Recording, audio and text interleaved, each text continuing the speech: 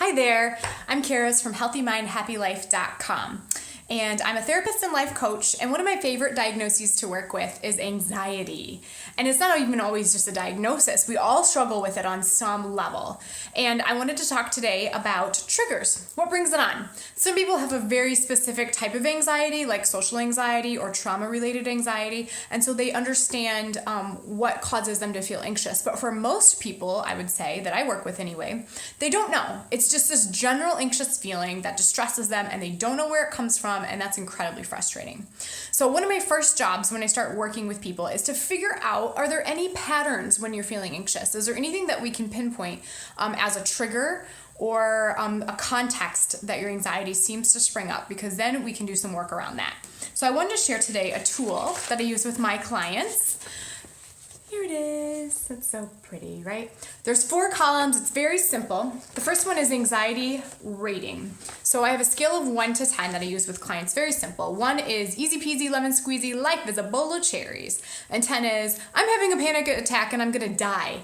So usually some people are mostly somewhere in the middle on that spectrum, but it's helpful to know just how distressing their anxiety is, because there are different levels of anxiety people feel in relationship to the things that make them anxious. So that's the first one. The second is context. What's going on in the moment when you're feeling anxious? What happened right before? What's ahead of you? What's happening right now? Context is an important piece of it, and it's helpful to know if there are certain situations you're in or certain people you talk to or things that you think about, which will bring me to my next one, that seem to bring on your anxiety.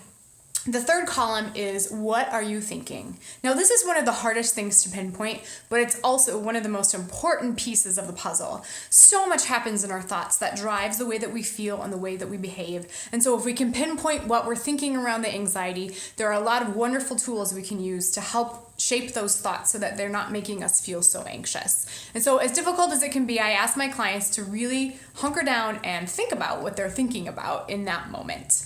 And the last one is, what did you do? That final column, what did you do? Sometimes people don't do anything. Sometimes they try everything. Usually by the time they're seeing me, they've tried everything and they don't know what to do on their own anymore. So it's helpful for me to know, what did you do in that moment? Were there certain things that were helpful that we could build upon? What are some things that were completely unhelpful, so we know to just keep those out of the equation altogether?